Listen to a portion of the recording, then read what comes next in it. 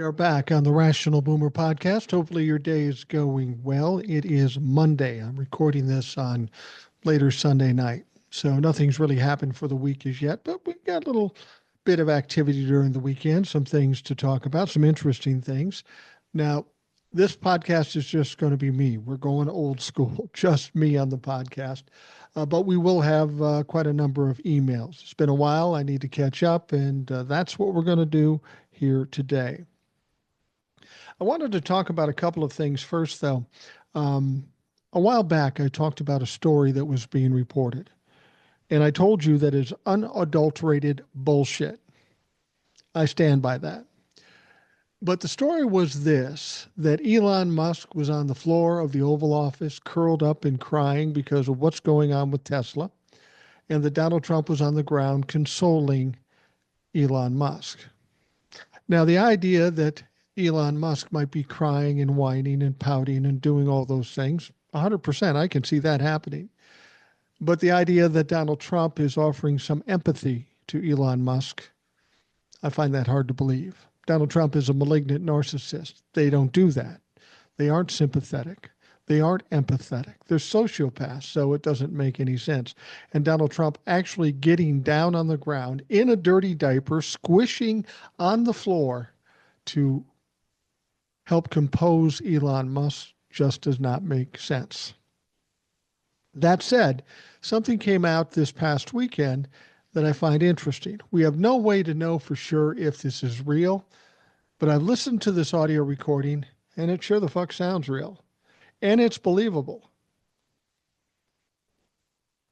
So anyway, in this audio recording, and you maybe heard it on TikTok or wherever you're watching social media, it starts out with Donald Trump saying, it's going to be okay. And Elon Musk, obviously distraught, saying, no, it's not. It's not going to be better. It's bad. Tesla is going down. And Donald Trump saying, no, you're a smart guy. You can handle this. And he says, no, it's going down. It's done.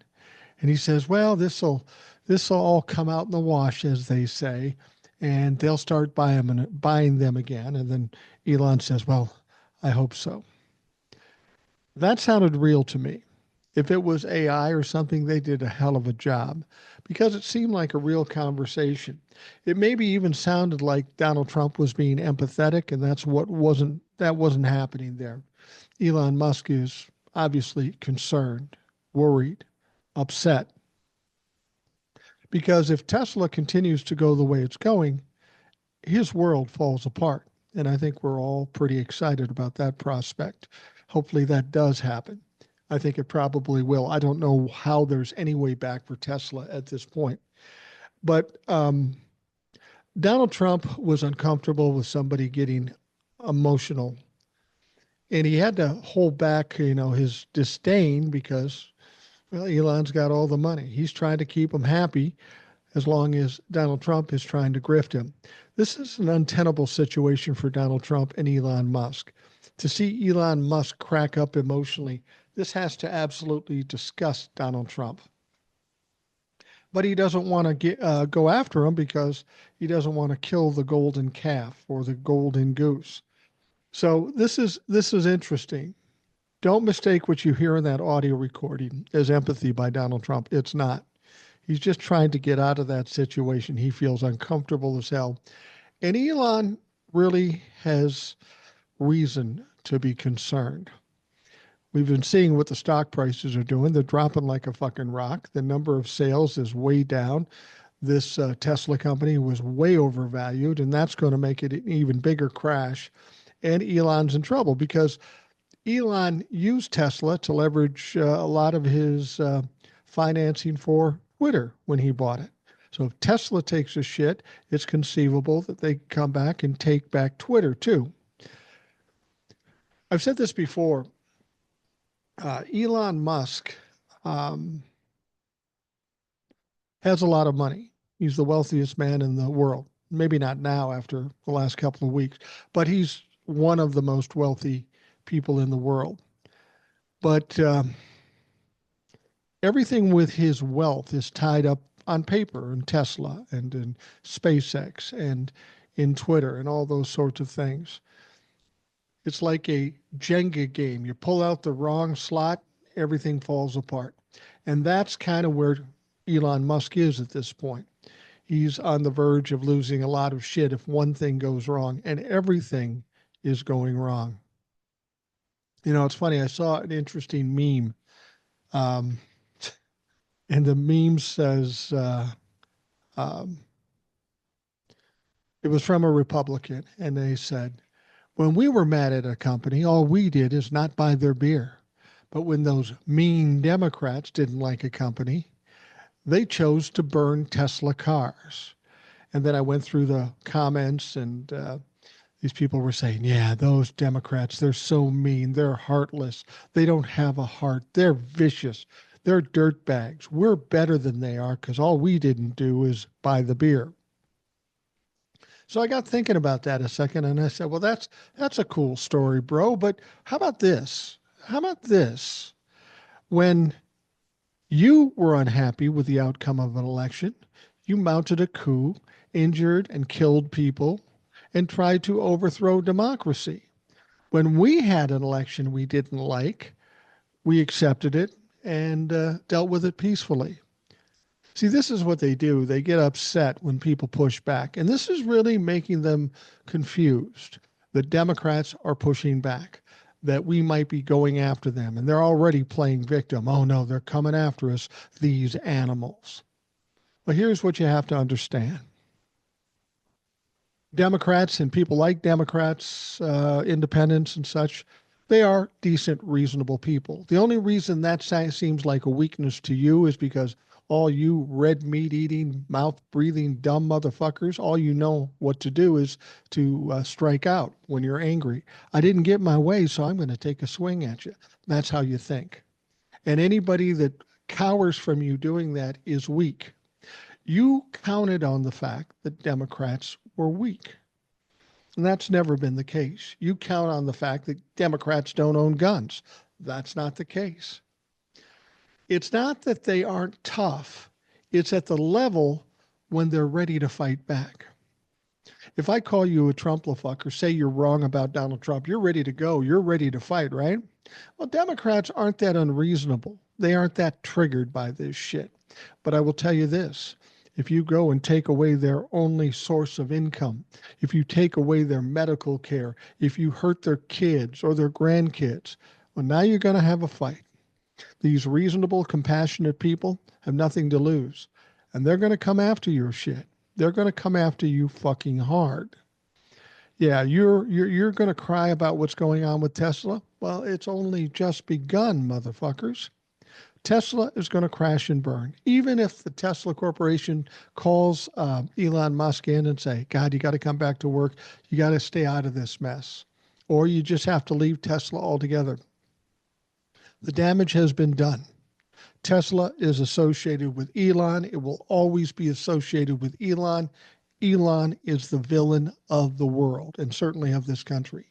He's doing things to damage people.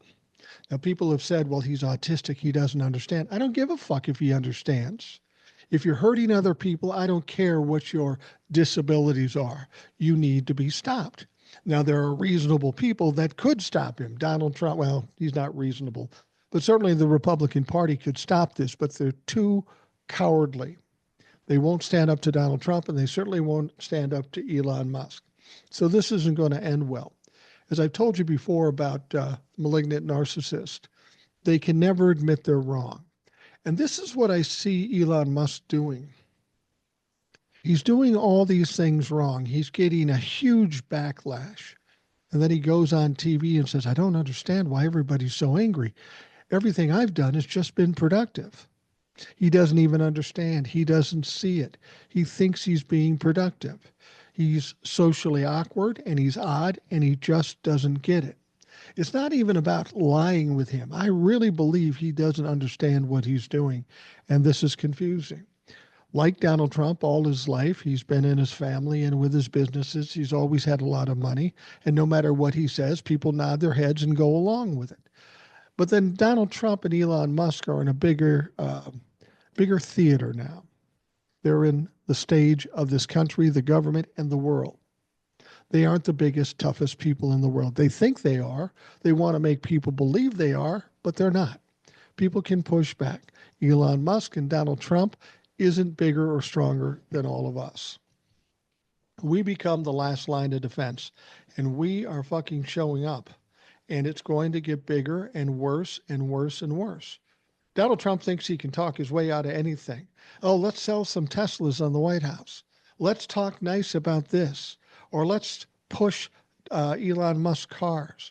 Even his Secretary of the Treasury, Howard Lutnick, who knows better, is saying, "God, you should get in and buy that stock for Tesla. It's really cheap now." Yeah, it's cheap because it's fucking cratering, motherfucker. And it's not going to get better. By you telling people to go buy the stock, you're hoping to bring the stock back, but you don't have that much power. People hate Elon Musk. They hate what he's doing to other people, and there ain't no way you can fix it. Even Republicans are at a point where they're telling Elon to shut the fuck up. Just shut the fuck up. We don't want to listen to your shit. Don't bring up Social Security. They're also telling Howard Lutnick, don't talk about Social Security, because that is the trigger point for most people in this country. I won't even say Democrats, because there's Republicans too. That's the trigger point. Even though they are intending to do it, they don't want to speak out loud about it. That's how they play. You remember back in the State of the Union with Joe Biden, and Joe Biden said that they were coming for Social Security and Medicare, and they booed him like, how dare you say that? That's not true. And he made them commit to not touch Social Security or Medicare. They continued to say they didn't want to touch Social Security or Medicare, but here we the fuck are. They're trying to hide it. They're trying to go through loopholes and stuff, but that's exactly what they're doing.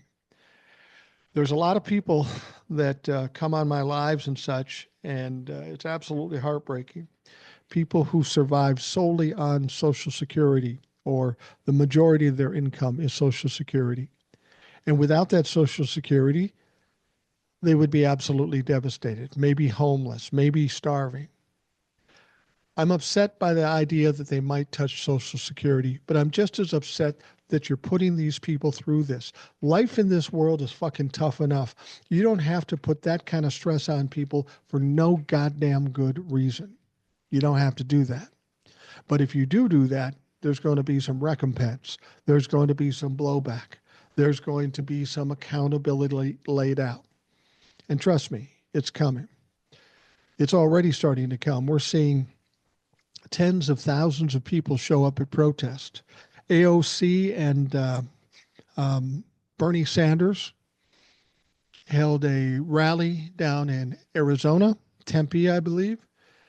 They got 23,000 people at that event. That's more than were coming to Kamala's campaign rallies. And then in Colorado, they got 34,000 people. We've continued to see protests all around the country every day. During the veterans protest, we had tens of thousands of people at Washington, D.C. and other capitals around the country, even though the media refused to show it. It's happening. Social media is bringing out. So things are going in the right direction, but we've got to keep up the momentum. And this is why I've always said, whenever we talk about Republicans, we must talk about the fact that they intend to cut Social Security, Medicare, and Medicaid. As I said, that's the trigger point. As I've said before, we've got to talk loud enough and dominate the narrative. And that should be the narrative. They're going to take Social Security, Medicare, and Medicaid. First of all, because that's what they want to do. Second of all, that's the thing that's going to keep people fired up and coming out to protest and pushing back. So, all right. We have a number of emails, which we will get to now. First one says, hey, Mike. All right, I think I found a couple of issues that I think need addressing in more precise fashion. One of the biggest things is Chuck Schumer just not giving in to the Republicans and giving them all the cards with the spending bill.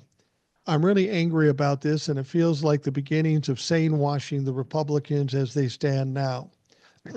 The issue, and I think there needs to be deeper discussion about values and ideals in this country. What is interesting about America is that it's not blood and soil, it is an idea. The question is, does the idea still work in the world we are in? I would also love to talk about fundamental rights and Elon Musk and his destructive choices and weaponized incompetence. I think those are some good starting points, and I know you'll have thoughts and questions based on the need of the day. Thank you so much, and I hope to hear from you soon. That comes from Shelby Guskin. You might remember Shelby. She was on the show one time. She's this very bright, very articulate, kind of a quirky girl, but I love this kid. And she did a good job on the show. And hopefully, at some point down the road, she'll show up again and we'll have a nice talk. But as you can tell from the um, email, very thoughtful, um, some great points. And I will agree with you.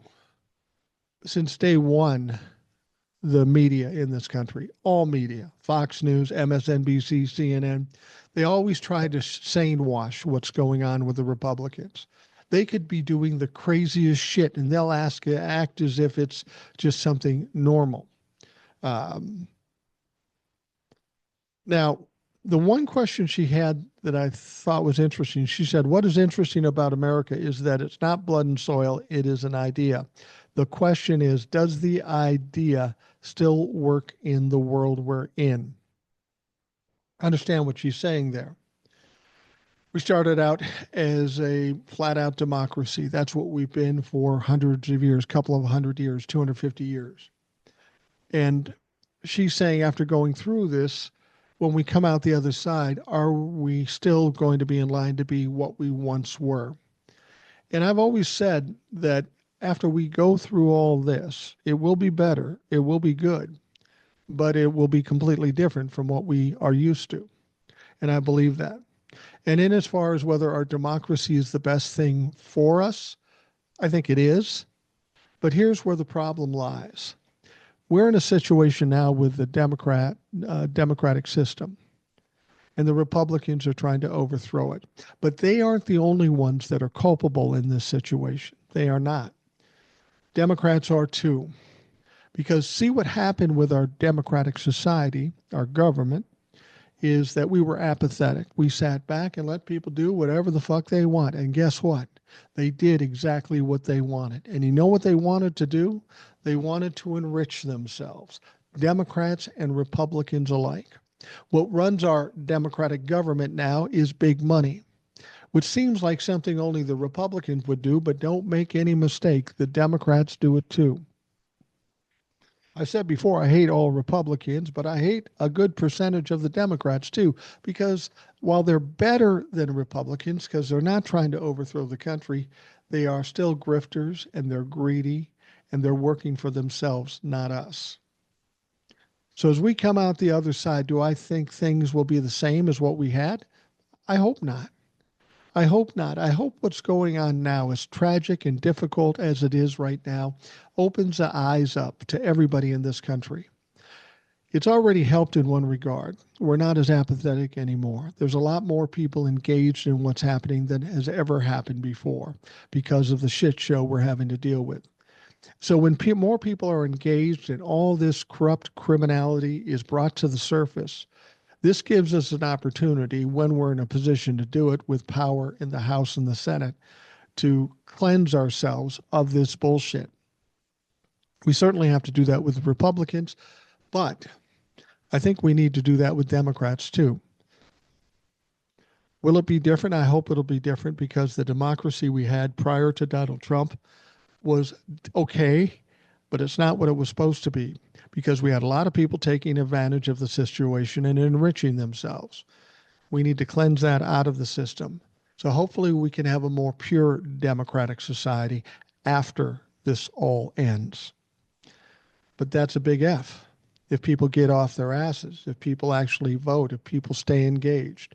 That's what I think is important at this point. Thank you, Shelby. Next one says, hey, Mike, if Trump cannot come up with a $454 million bond, can Miss James begin seizing his assets? John. He's talking about the lawsuit that Letitia James had with Donald Trump that she won to the tune of $454 million, which is going up every day, as I understand it. Keep in mind, Donald Trump has appealed that. It's waiting for another court. I don't know what it is. He will most likely lose that appeal. And when he loses that appeal, yes, he will have to come up with a $454 million bond.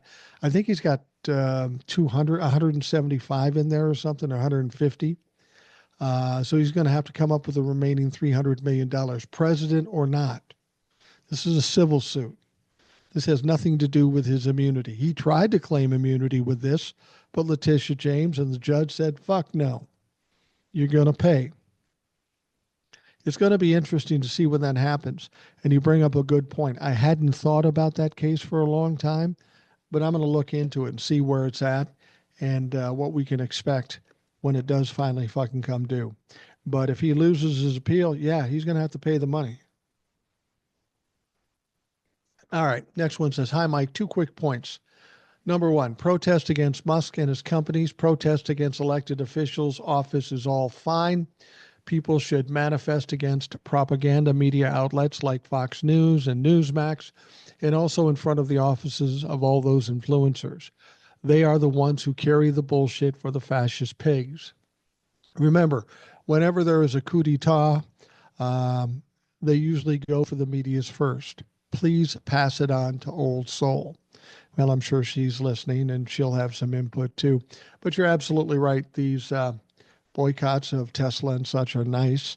I hope big business is taking notice of what's happening to Elon Musk.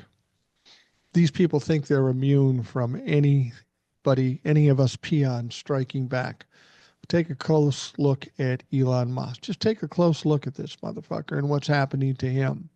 Richest man in the world is being taken down by guess who? All of us. As I've told you before, the power of public opinion, the power of the people is stronger than anything else out there, including Republican Party, Democratic Party, the government as a whole. And the media is taking a hit too, as we know. MSNBC lost half of their audience. And I would throw this in there as far as another big business. We know that Donald Trump is trying to take down the Department of Education. And he put in that Department of Education as the director, Linda McMahon. Now, Linda McMahon comes to us from WWE, pro wrestling. Of course she fucking does. But here's my point. You got Linda McMahon acknowledging that it is her job to shut down the Department of Education, right? She also has a lot of money with her husband in WWE. They're a big part of WWE. Well, who is the WWE's main demographic? Oh, yeah, I know. There's a bunch of dumb fuck, red meat eating, mouth breathing, dumb fuck, trumplefucks there. A lot of kids. A lot of kids watch WWE. My kids watched it. I watched wrestling when I was a kid. A lot of kids. It's ironic that a company that caters to kids would send one of its executives to the Department of Education to tear it down to the detriment of those same kids. We need to expand on that. We need to expose that because these parents who allow their kids to watch WWE are putting money in the pockets of the people that are trying to destroy their kids' lives, destroy their kids' education. Now, that's maybe going to take a little more work to build up steam on that one, but that's my point. If we can do this to Tesla, once that's done, we find another one. We tear that motherfucker down. Then we find another one, and we tear that motherfucker down. Number 2, about thinking outside the box. We all know how media works while conducting an interview. They prepare a pacing, they get someone on, they ask questions, they play clips during the interview, and so forth. That means that whoever is doing the interview controls it and can introduce many bias or not. The putrid Trump and his white-collar gang knows this, and they apply counter-communication tactics that is well known in the communication industry. The motto is usually, questions are only a pretext to deliver a message. So they go on with their stories and don't answer any questions. Republicans are very good at this. Democrat counter tactics. Any Democrat that goes on hostile media's interviews should do this.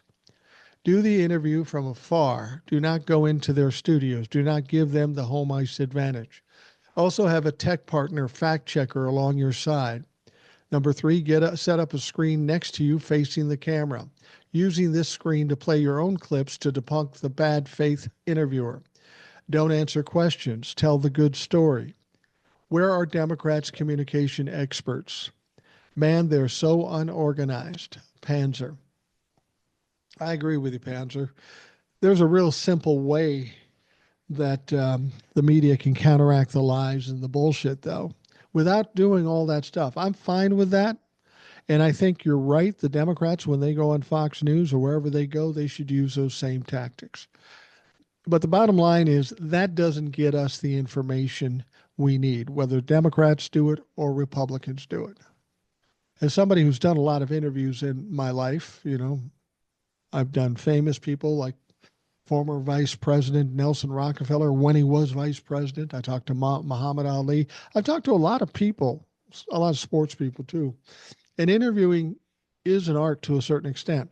And you've got to kind of adjust with whoever you're talking to because everybody has different styles. But in talking to somebody like Donald Trump or another Republican who refused to answer questions, there's a simple tactic to get them in a position to answer the questions. Don't let them off the hook. If I say to Donald Trump or anybody else, what's the deal with this? You were adjudicated for sexual assault, even rape. Please explain that to us. And they'll go off on other tangents and hoax this and fake that and weaponize DOJ and all that shit. That's what they'll do. If the interview just refuses to take no answer for the answer, which they usually do, just say, no, come back here. Come back here. I asked you a specific question. Give me a specific answer. Then they'll do it again, talk in circles, do all this bullshit. So all you do is say, nope, you got to come back. And you keep doing it until it's fucking embarrassing, until they get flustered. And usually at that point, you'll get a Republican or a Donald Trump get up and walk off because they just can't answer the question. You force them to answer the questions. If I'm going to sit down and interview you and we're going to be normal and decent people, I'm going to say, is the sky blue? And until you say yes or no, I'm not letting you off the fucking hook. It's as simple as that. If somebody would have done that to Donald Trump back in 2015, he would have never been president. But they let him off the hook constantly, and they do it to other Republicans as well. You ask the question, they don't answer the question. You ask another question, they don't answer the question, and that's the interview. That's a waste of time and space as far as I'm concerned. If I'm doing an interview, I hope to learn something. I hope the listeners learn something. But when you talk to Donald Trump or the Republicans, you learn nothing. So what's the point of fucking doing the interview? There is no fucking point. If we actually had journalists now or even back in 2015, Donald Trump would have never been anything more than a joke as a prospect to be president of the United States. Donald Trump didn't become a legitimate candidate until MSNBC, CNN, Fox News put him up there. Let him say crazy shit and not hold him to account. Let him do stupid shit and try to sane wash it. And once they did that, they gave him legitimacy. And once they realized, hey, this is good TV, we can make money off this shit, they just kept putting him on. He was probably the most publicized candidate ever with free publicity. Donald Trump didn't even need to buy advertising in 2016. He was on every day, all fucking day. And dumb people look at that and go, he must be good. He's always on TV. They don't listen to facts. They don't listen to substance. They don't listen to shit. So he put himself in a position just by repetition and saturation of him in the media. When people thought of a presidential candidate, the first person they thought of was Donald Trump because he was always there. They didn't care whether he was a dipshit, whether he was talking bullshit, or he was even being rude or sexist or misogynistic or racist. I've said this before, and I was talking to somebody on a live. You heard it in a previous show. The guy's name was Big Red. He was coming on the show. He's a former Trump-la-fuck, and now he sees the light.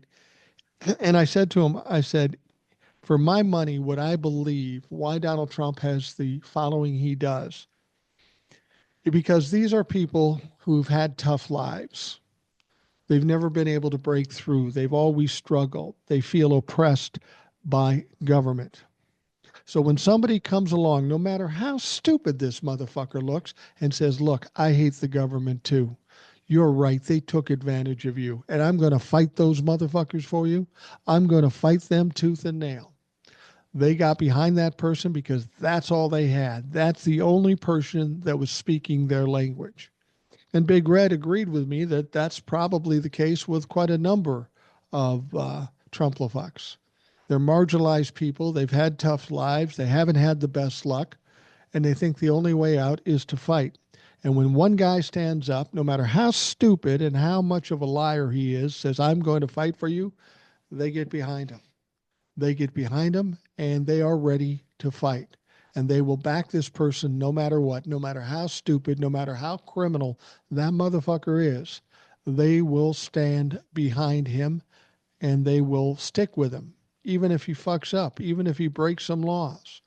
He's their only hope for some of these marginalized people. And I'm not talking about people of color or LGBTQ. I'm talking marginalized in the sense that they've had no money their whole life and they feel like they're under the foot of government. And even if they are, the problem is they're buying into somebody who's just fucking lying to you. He tells you he's going to fight for you and then he takes away your jobs. So you got played, you got gaslit, you got hoodwinked. Now it's a matter of, do you realize it and what do you do now? All right, moving on. Hi, Mike. My name is Mi Jung Kim. Unfortunately, I have multiple accounts. I've shown up at your show as Pharmacy Talk, Viola, Piano, on YouTube, of course, on Substack, Kim's Perspective. I am a pharmacist. That's why I follow HHS, NIH, FDA in particular. Very disturbing situation we are in. This is for the FDA, and Dr. Markary has some points in terms of healthcare in the U.S. I've read his books and watched his speeches. I'm not sure where he stands politically, but sadly he stated that DJT and RFK Jr. promoted healthy food. That nonsense made me very sick and gave me a headache. He's affiliated with some sort of conservative think tank organization. I forgot the name of it. The phrase food is medicine is not new, including myself. A lot of medical practitioners are searching for uh, integrative treatment plans for patients because the conventional medical guidelines have failed us dramatically. Food industry is in full speed to fail us for their big profits. We are in trouble with food and food regulations. As you know, the FDA and Big Pharma are intertwined in a bad way and a good way. We can criticize the bad connection, but at the same time, we should give them kudos. With that said, I'm not quite sure where Dr. Markary is heading to. If he does what he believes, we will face another chaotic change in healthcare. I'm waiting for that impact. There are lots of videos of his speech. The scary thing is that he was picked by DJT. He praised DJT and RFK Jr., so Dr. Markary lost me. My husband, PhD in chemistry, has been working in the pharmaceutical industry. He and I know how bloated the FDA is, but given the situation, Musk's illegal attack on the federal government, such as cutting NIH research fund, it scares me a lot to see Markary's advance to be confirmed. He wrote several books, The Price We Pay, Uncountable, and others. I'm not a political junkie, and your team. I'm not a Dem or GOP, even though I registered as a Dem. I used to vote for either party as long as they have reasonable policy to help people. That line is gone. I do not 100% agree with Dems because they are different face of the GOP. I know diehard Dems are mad at me when I say that. Then they're mad at me too because I agree with you. Dems lost not only rural America, but they also the educated population. Big chunk of my fellows with PhD, PharmaD, MDs, etc., voted for DJT because this group of people are very, very selfish. I know that for a fact. I can talk about it later. The reason why I ask about NIH and FDA new leadership is that RFK Jr. will follow these two guys.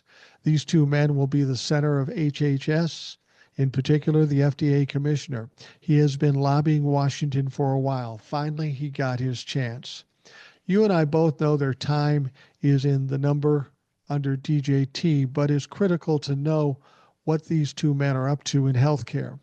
I do not know much about the new NIH person, but he scares me a lot. I enjoyed your Substack lives. I'm not so much into social media things. I've learned a lot after the last election and found your channel. We are in a big mess. I agree 100% with you regarding how to fight back. Generally, the fascists are bullies, as you know. Among things they hate, public opinion, embarrassment is the worst thing for them. I was born and grew up in South Korea, so I know for sure. Please do not say I'm old, that this is from a pharmacist. I sincerely appreciate what you do. I felt really alone after the election. Now I know there are many decent people who care for others through technology. My husband and I enjoy your opinions and guests. Thank you for your time, and please take care. Mai Jung. Mai Jung, thank you very much, and you make some valid points. Yeah, the healthcare situation is crazy. I've got to be honest with you, I don't know as much about it as you or your husband might, but just by virtue of Donald Trump putting incompetence in positions of power is troubling, and I can understand that. And I guess you're right. The only positive thing, or one of the positive things we can look at, is they're going to be there for a limited time. It's not like it's going to be 8 years. Donald Trump won't be around after 4 years, and there's a good chance he'll be gone before then. So we can only hope that we can survive and maintain something.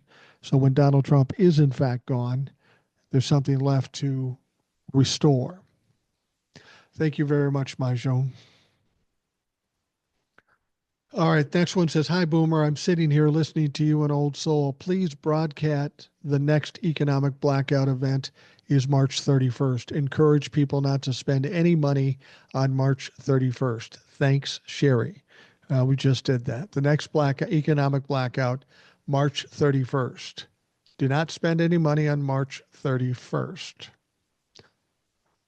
It shouldn't be a problem. You buy a few things and you get yourself ready and don't do anything on March 31st. And some people have said, well, if you go out and buy a bunch of stuff on March 30th and then just don't buy anything on March 31st, that doesn't cost them any money. And the thing is, the money isn't the point. The point is to show solidarity, that people in this country can come together and push back against the wealthy. We're seeing it with Elon Musk, and we've got to make that point to other corporations, other people that support Donald Trump, and other people that want to infringe on our finances, our rights, or whatever. So March 31st is the next economic blackout. Thank you, Sherry. All right, next one. Hi, hey, Mike, I listen to you each day without fail. Thank you for being a consistent and truthful voice during this crazy national crisis we're in. Old Soul was spot on as usual today. All your guests are insightful and are helping listeners get through these tough times. I'm writing you today about Midas Touch. I think they do great work to all of the latest dump catastrophes. However, I just can't watch or listen to them anymore. Here's why. Number one, a lot of clickbait headlines. Nearly no criticism of Dem leadership. 3, a lot of hopium about the strength and success of our legal system.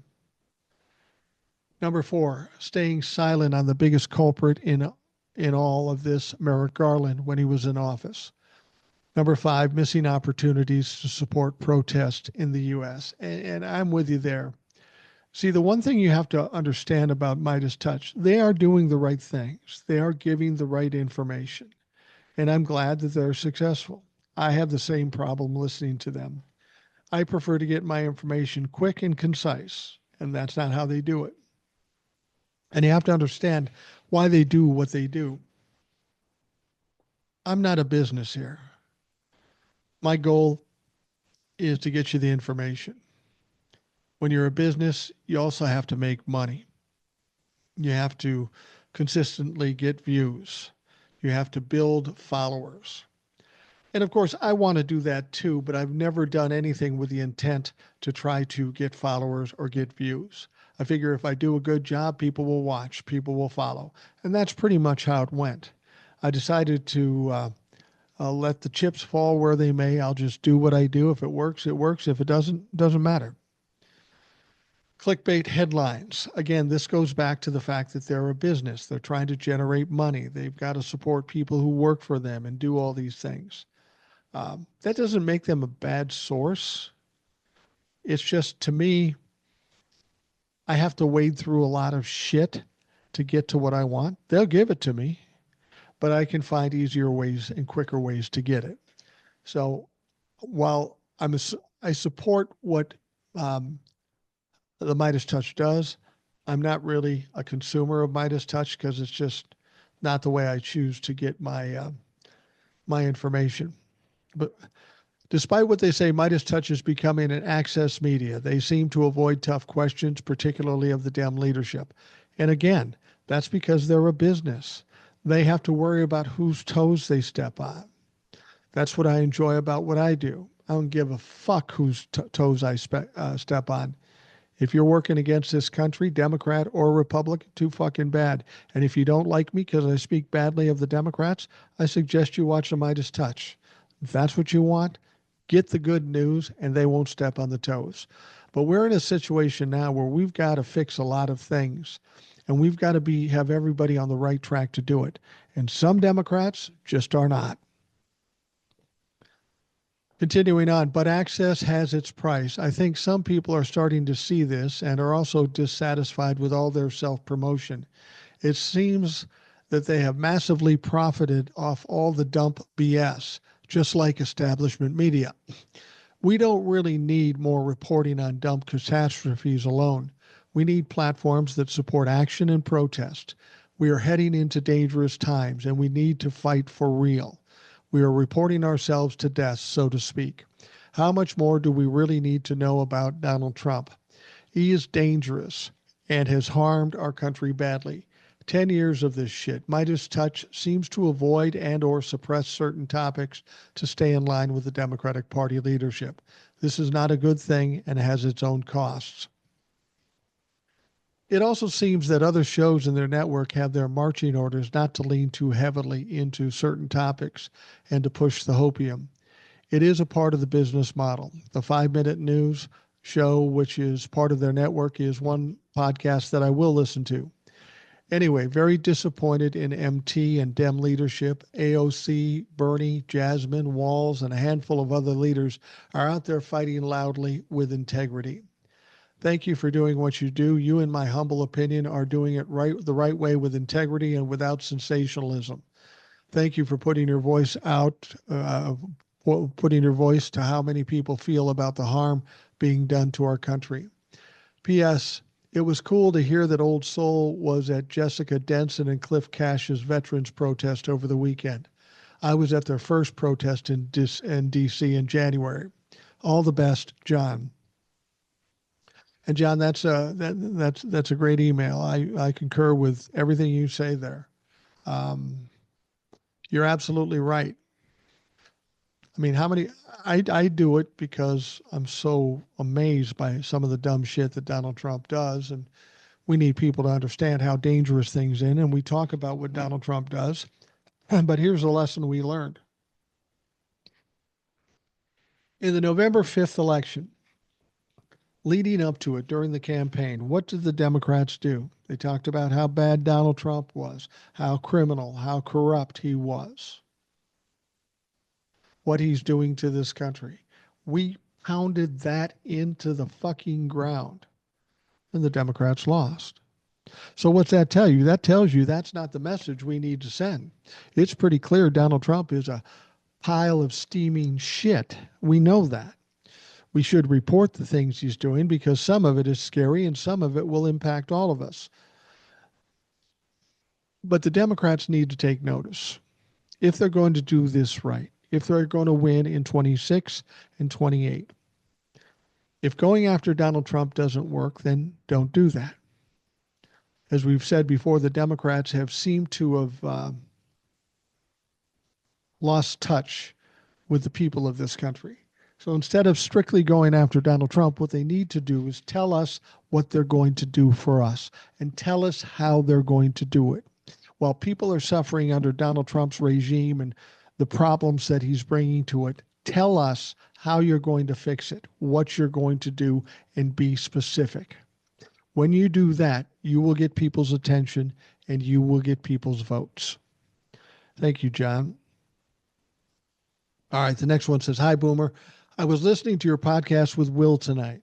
You were discussing about how the Republicans are trying to gaslight constituents, saying this is just a bump in the economy. It's going to be rough, just ride it out, and it's going to get better.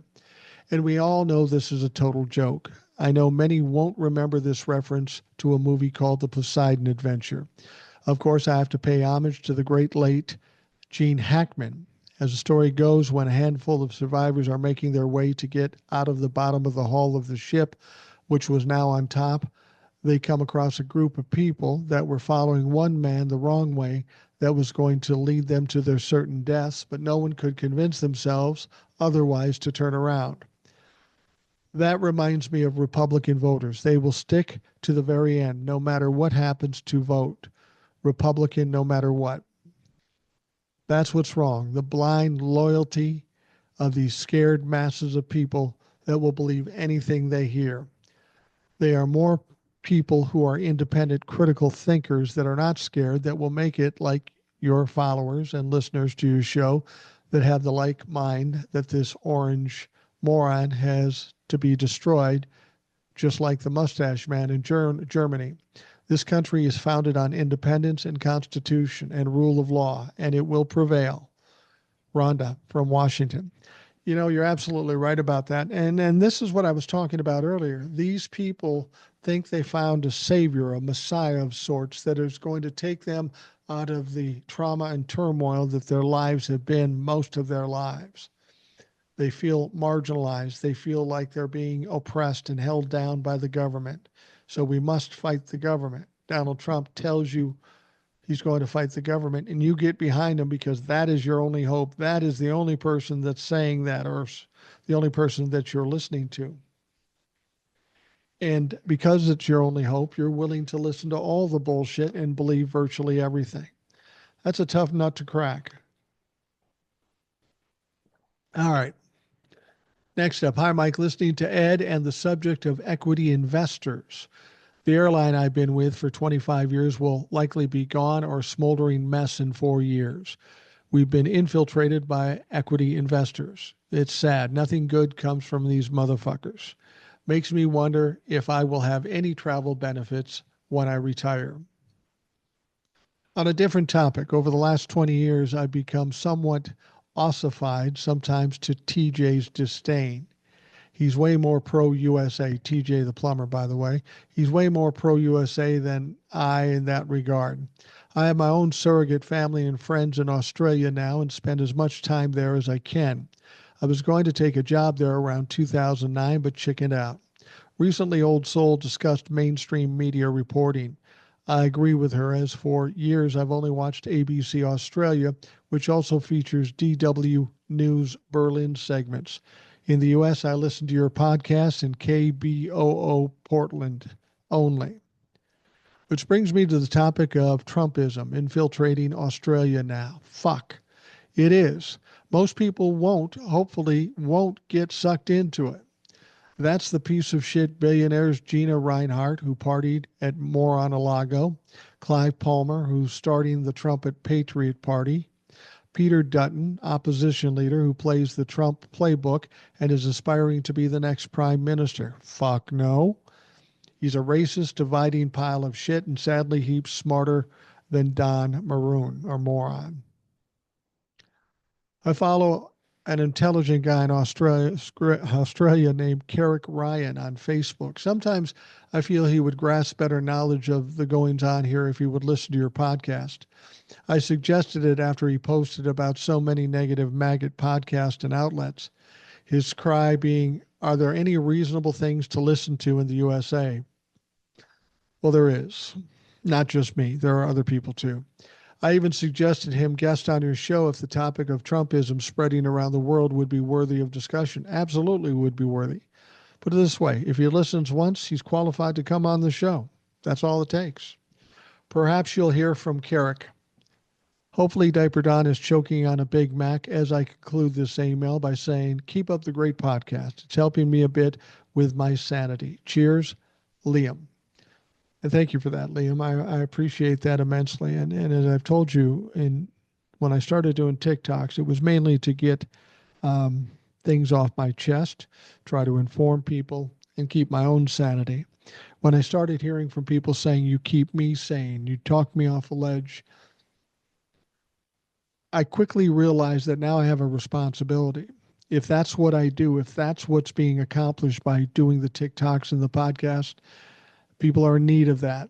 And at the very least, I should continue to do that. Now, I have no plans of stopping. I'm a retired guy. What else do I have to do? I've got a big mouth and I have an aptitude for talking. So that's what I'm going to fucking do. And I just keep thinking to myself, I was talking to my wife, I said, 30 years from now, when I'm gone from this place, my granddaughter's 35 years old. What's she going to do when she comes up with this tranche of videos that her grandpa did back in 2020 to 2025? What? She's either going to be impressed or embarrassed. Either way, I do what I can do while I'm here, and we hope for the best. All right, next up. Hi, Mike. Don't know if you have had an opportunity to come across Jeffrey Sachs talking to a European audience with Trump prediction in regards to the Ukraine war. It's on YouTube. It's incredibly informational things that I was certainly not aware of. It's quite long, and I'm sure if you don't want to listen to the whole thing, you'll get an idea of why I sent this along to you, because I thought you would find it interesting and informative. I was very happy to get a response from a representative in my district in Portland, Dr. Maxine Dexter. She responded to my outreach in regards to Elon Musk and how we need to get him out of our government and just introduce a bill, and I believe the name of it is No Musk. So there's some good news. I've heard multiple reports that say calls, emails, and regular mail are working and that we should keep up the pressure. Thank you, Mike, for all you do, keeping us informed and giving us people a place to vent and share ideas. Judy, Crazy Cat Lady, Portland, Oregon. Well, thank you, Judy. I always enjoy your emails. I enjoy all the emails for that matter, but Judy writes in a lot, and she always has some poignant messages and great insights. So thank you, Judy.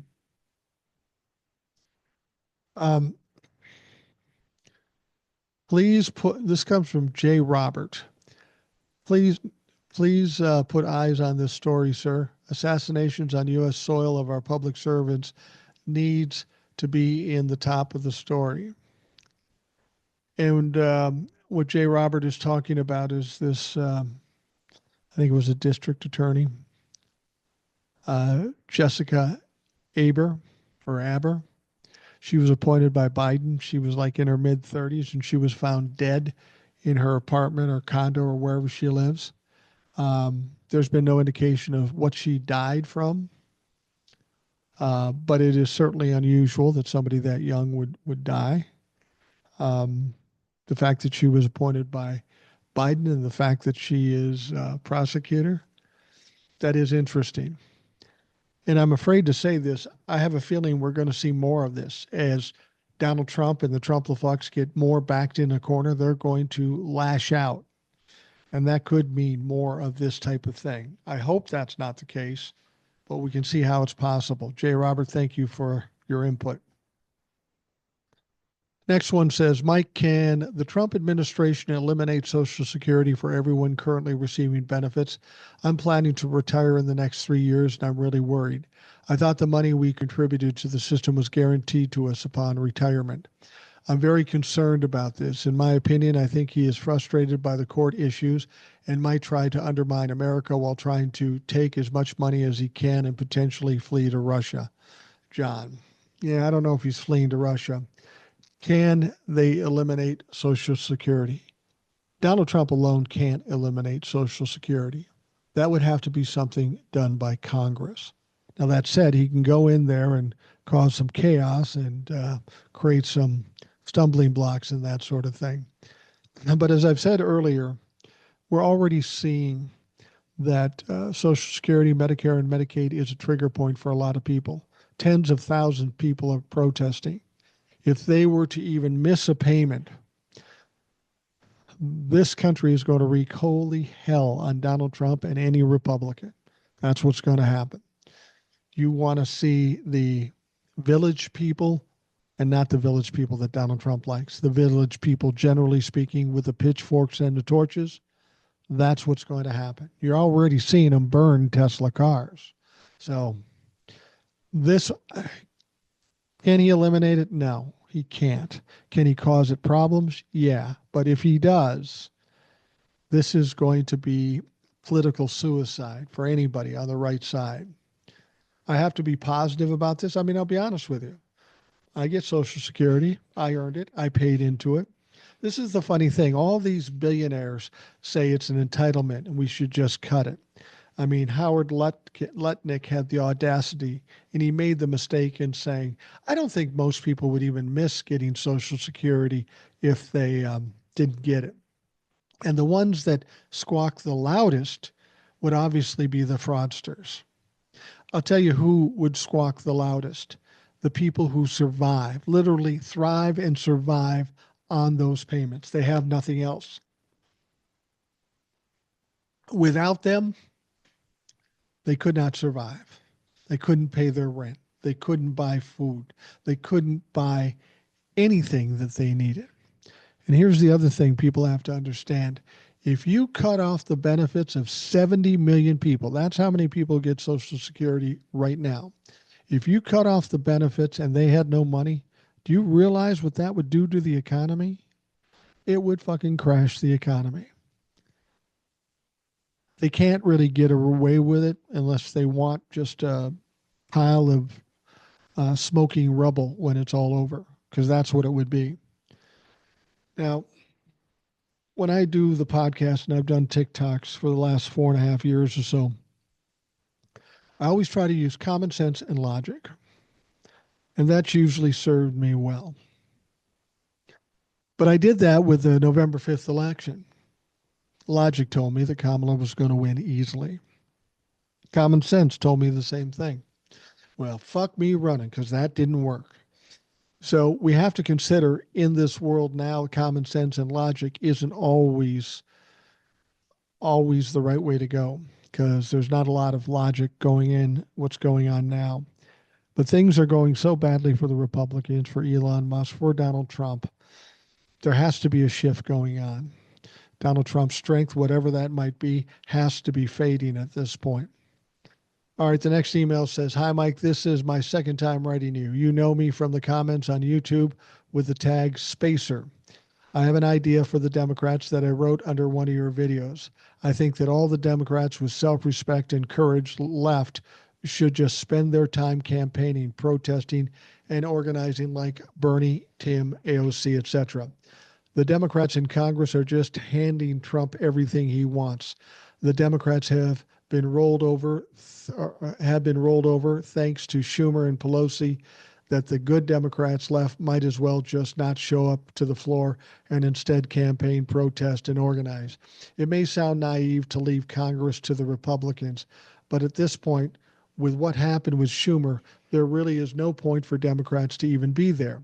If Democrats put 100% of their effort into organizing, we can remind people to go back to the days where the majority of politicians' time were showing up to the people and not hiding in Washington or its bubble like that Republicans or Schumer or Pelosi.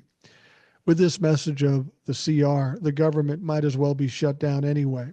I agree. Now is the time to speak up and fight. Thank you as a Gen Z individual. I think we need more speech against this craziness from Senior because people of my generation from some corners don't understand the implications of having Trump in office, which is why I worry about the current state of education and lack of attention span in my generation and the ones preceding it. Spacer 1056.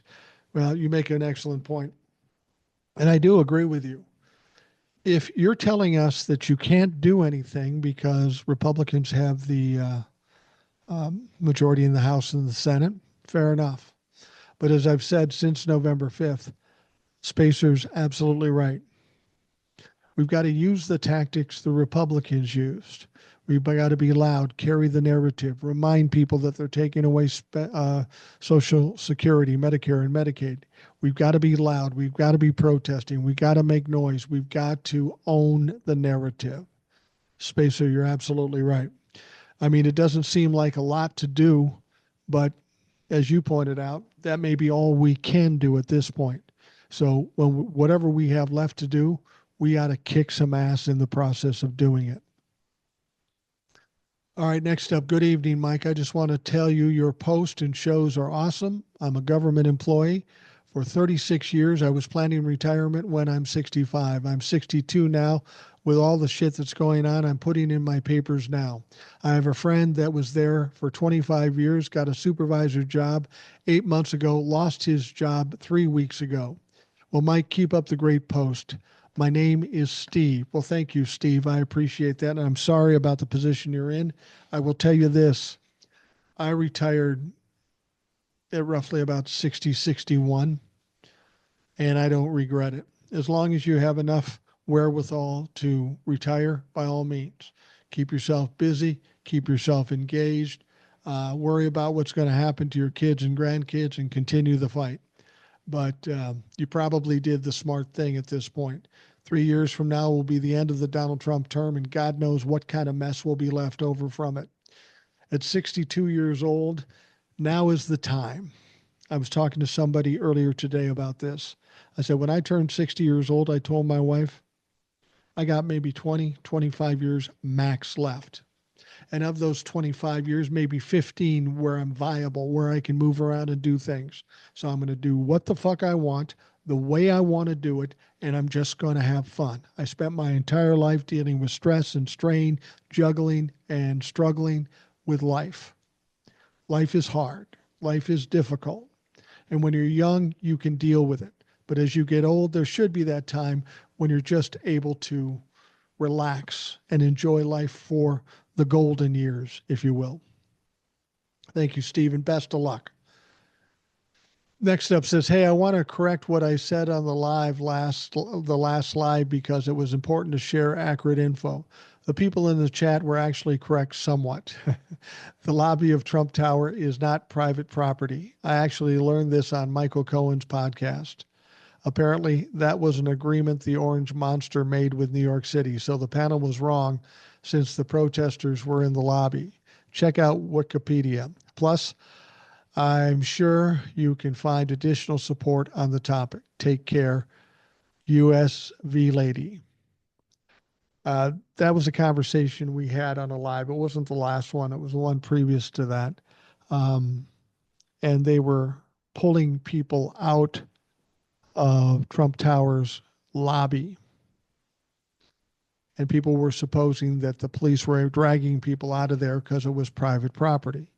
And presumably that would be the case. Donald Trump's tower, he owns the building. Why wouldn't the lobby be private property? And in that case, you can get somebody for trespassing or whatever. Now, this young woman said that, no, it was public property. And that didn't seem to make any sense. And I'm sure everybody on the panel felt that way too. But she's saying that, in fact, because of some deal, probably for fucking tax reasons, Donald Trump allowed the lobby to be public. I'll take what you're saying as a fact because you've done your research. I have not. So chances are you're right and I am not. Again, I was using common sense and logic. Fuck me. That's not working anymore. So, ma'am, I appreciate that. I appreciate the correction. And I appreciate knowing the facts. I try to deal in facts best I can. But me and everybody on that panel, everybody in society can be wrong at one point or another. The shame isn't being wrong. The shame is not being able to admit you're wrong. And I've been married 42 years, almost 42 years. And I'll guarantee you this, I am wrong every motherfucking day. Just ask my wife. And if I don't own up to it, I got a bad day going. So, anyway. Well, we're coming to the end of the Rational Boomer podcast. I want to thank you for taking the time to listen. I hope you have a great day, and we will talk to you again tomorrow.